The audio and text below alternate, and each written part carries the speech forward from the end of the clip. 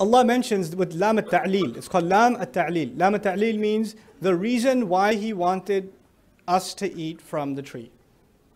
The lam will explain why. He says, لِيُبْدِيَ لَهُمَا مَا وُورِيَ عَنْهُمَا مِنْ سَوْآتِهِمَا. He wanted them to go to the tree and eat from the tree so that He could expose to each of them what was covered of their ugliness.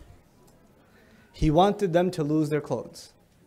He wanted them to be provocative in front of each other. This is what He wanted. This was His way of humiliating, because Adam alayhi salam was honored, and what better way to humiliate someone than to remove their clothes? You know? And He wanted that for both our mother and our father. What is happening in the world of design? What is happening in the world of entertainment? How are you justifying yourself watching television shows that have, the following has sexual content? You're like, oh, it's just some sexual content. It says some. I can forward it. You know? I could skip that part. I just see the first second of it. Then I'll say astaghfirullah. Then I'll watch it again when nobody else is there. It's disgusting. But this is what shaitan has done. And he knew that human beings will lose their dignity if they lose their clothes. And now we are living in times where losing the clothing is celebrated. It's just celebrated. Why are guys working out if they're going to stay dressed? You can tell me you're working out because you want to be healthy, but there are plenty of other exercises you can do, but you want to build certain muscles of your body because eventually you want to find an excuse where somebody sees you. It's sad. Even guys. Even guys. Girls, you know. Why are they, there are girls that are dressed and they want to tell themselves they're dressed Islamically. They're covered head to toe. But covering isn't just the Islamic code of dress.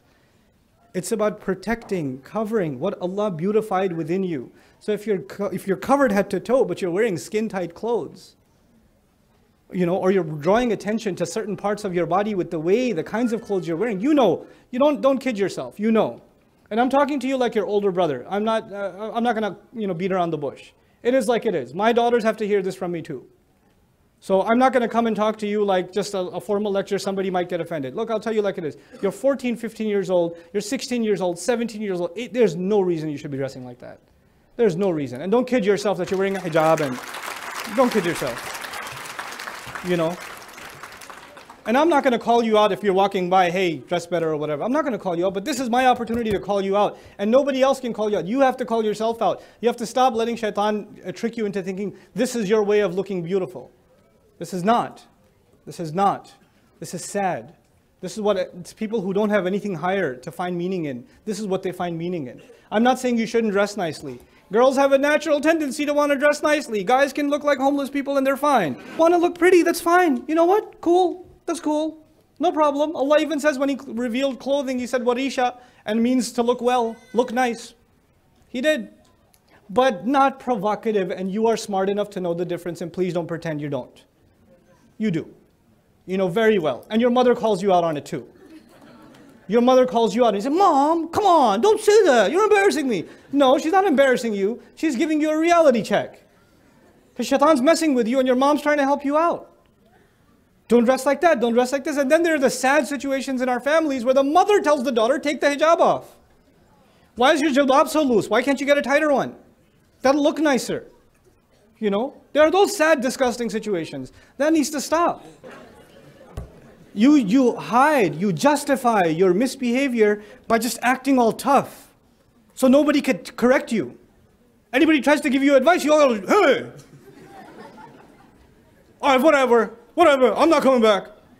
I don't need this. You know, this is shaitan. That's shaitan. When you're incapable of taking advice, incapable of being corrected, you get flared up.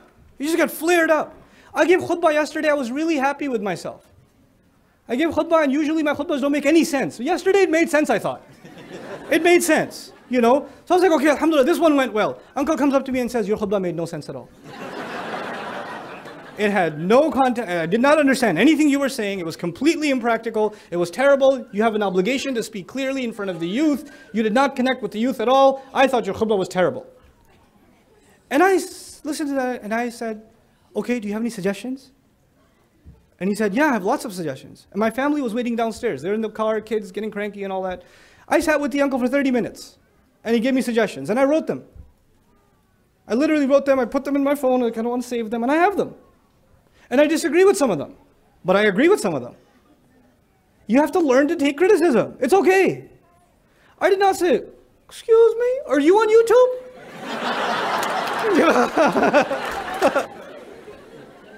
No. You know? Guys, don't get heated when somebody corrects you. Chill out. Just accept it. Take it.